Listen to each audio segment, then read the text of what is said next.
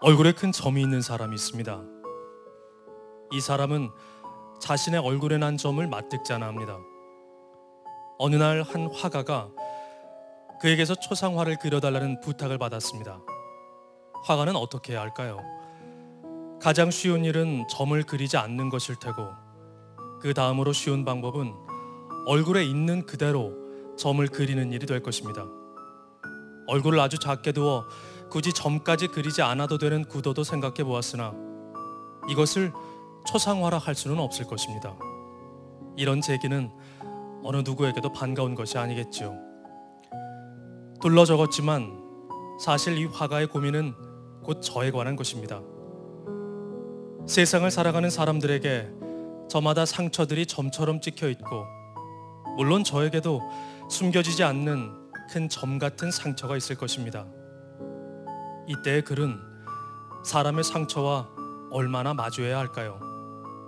아니, 꼭 글을 쓰지 않더라도 말을 뱉거나 생각을 할 때 우리는 자신과 타인의 상처를 어떻게 직면하거나 외면해야 할까요? 만약 제가 그 화가였다면 사람의 옆으로 가서 스케치를 시작했을 것입니다. 점이 보이지 않는 한쪽 얼굴만을 그리는 것입니다. 이렇게 한다고 해서 소홀이나 왜곡이 되는 것은 아닐 테니까요. 옆모습을 그리고 있노라면 어느새 바람이 불어와 그의 머리칼을 부드럽게 휘날려 줄 것입니다. 혹은 별이 많은 밤 바닥에 누워 그의 얼굴을 올려다보며 그림을 그릴 수도 있겠습니다. 캄캄한 밤하늘과 숱한 별들을 담고 얼굴과 점도 함께 그려냈을 것입니다. 그러면 별이 점 같고 점은 별처럼 보일 테죠. 물론 제가 미처 생각하지 못하는 더 좋은 방법이 있을 것입니다. 저도 어려서 광대와 눈 사이에 점이 있었습니다. 진한 갈색이었고 꽤나 넓은 점이었던 탓에 멀리서 누군가가 저를 볼 때에도 곧잘 눈에 드는 점이었습니다. 사진에 찍힐 때에도 매번 그 점이 도드라져 보였습니다. 저의 누나는 그 점이 누런 바둑이 강아지를 닮았다고 해서 바둑이 점이라는 이름을 붙여주었습니다. 별도 아니고 강도 아니고 산도 나무도 아닌 점 하나가 이름을 가진다니요. 저는 바둑이 점이라는 이름이 싫으면서도 좋았습니다. 일단 제 얼굴에 있는 점이 부각된다는 것에서 부끄럽고 싫은 마음이 들었습니다. 그러면서도 한편으로는 바둑이라는 귀여운 이름이 붙은 것에 대해 좋아했습니다.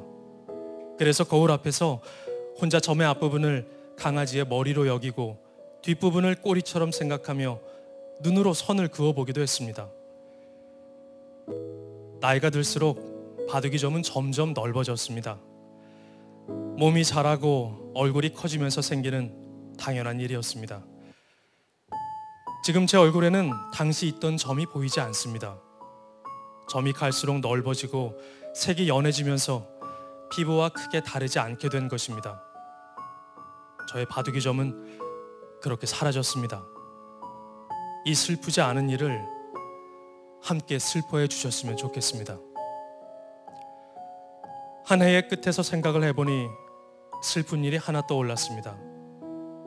5월이 되면 덕수궁의 등꽃을 보러 가야지, 그 등꽃 아래에서 한참 앉아있다가 돌아와야지 하는 저만의 계획을 가지고 있었는데요.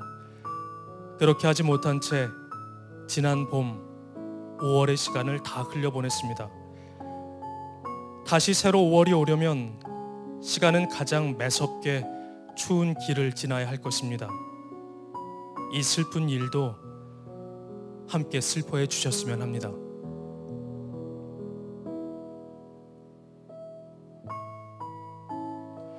박준 시인의 바둑이 점을 낭독했습니다.